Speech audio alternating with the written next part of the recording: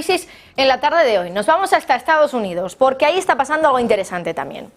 Fíjense en la cifra que les vamos a mostrar enseguida en pantalla. Bueno, ya se lo voy adelantando yo. 1,6 billones de dólares. Y es que, bueno, eso es lo que ha gastado Estados Unidos este año, en lo que llevamos de año fiscal 2023, por encima de la cantidad que ingresa. Es decir, esto es lo que se viene a conocer como déficit fiscal. Bueno, ahí lo están viendo ustedes en pantalla, el déficit de Estados Unidos se ha disparado este año 2023 porque el gobierno está gastando mucho más dinero del que está ingresando. Para que se hagan una idea, ese déficit se ha más que duplicado respecto a cómo estaba en el mismo punto del año 2022. Entonces, a estas alturas del ejercicio, el déficit rondaba los 800.000 millones de dólares. Bueno, este año se ha duplicado, se ha multiplicado por más de 2 incluso, un poquito más, y está en los 1,6 billones de dólares. Claro, ¿por qué les estoy contando esto? Bueno, pues porque según la teoría económica, los déficits tan grandes, tan abultados, pueden generar todavía más inflación. Así que a muchos se nos pueden encender todas las alarmas y podemos decir, oye, ¿y esto no puede ser que genere más inflación ahora que parece que está empezando a bajar? ¿Y no puede ser una señal de alerta o de alarma para los bancos centrales? Bueno, que el gobierno gaste tanto dinero es una manera de fiscalmente realizar políticas expansivas. Ya lo saben, se pueden hacer políticas expansivas desde la política monetaria o desde la política fiscal. Desde la política monetaria, ya lo saben, bajando tipos. Desde la fiscal, bueno, pues gastando más dinero, porque al final ese dinero acaba estimulando el crecimiento y también, como víctima colateral, pues puede generar inflación. Sin embargo, no parece que esta vez haya sido así, y esta es un poco la excepción que confirma la regla. Y es que desde finales de 2022 hasta ahora, la inflación, ya saben que en Estados Unidos ha bajado. Mientras tanto, el déficit se ha disparado. Entonces ya no funciona eso de que a mayor déficit, mayor inflación. Bueno, pues vamos a explicarles exactamente cuál es el motivo de que esta teoría económica no se esté cumpliendo, por lo menos esta vez. Y es que esta vez no es un gasto excesivo el que está impulsando el déficit, es la otra parte de la ecuación, porque en la ecuación del déficit están los gastos y los ingresos. Es decir, un déficit puede subir porque suban los gastos, pero también puede subir porque los ingresos estén bajando. Bueno, pues ahora la situación que tenemos es que el déficit no sube porque suba el gasto, sino porque los ingresos están bajando. Y ojo, porque esta bajada de ingresos es cuanto menos preocupante. Y es que lo que está bajando son los ingresos tributarios, pagados trimestralmente o con declaraciones de impuestos anuales, es decir, los ingresos de impuestos no retenidos. Para que se hagan ustedes una idea con cifras directamente, esos ingresos tributarios han bajado un 26% en lo que va de año, un cuarto respecto a lo que teníamos en 2022. Bueno, si lo ponemos en números absolutos, por saber de cuánto dinero contante y sonante estamos hablando, 278.000 millones de dólares.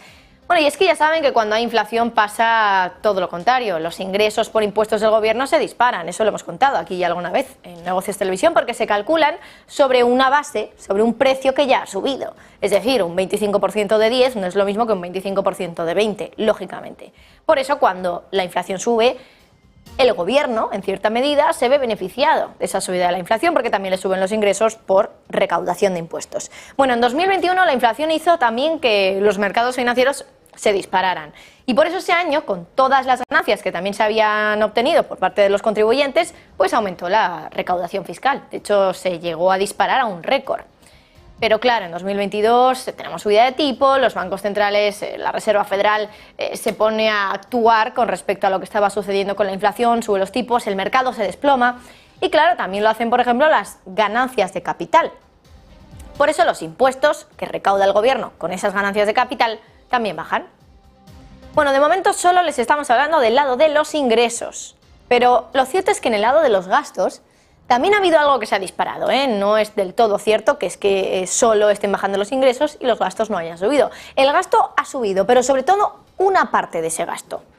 El gasto por el pago de intereses sobre la deuda, que también ha subido por culpa de la inflación. Ha subido la inflación, suben los tipos y suben los intereses que paga el Estado sobre su deuda. Bueno, ese gasto se ha disparado un 23% respecto al año anterior. En términos absolutos son 136.000 millones de dólares más que se ha gastado Estados Unidos este año que el año anterior por el pago de intereses de deuda. O sea que el gasto sube por pagar intereses de deuda, los ingresos bajan porque la subida de tipos y la menor inflación ha hecho que se paguen menos por impuestos, con lo cual esto es un hecho especial.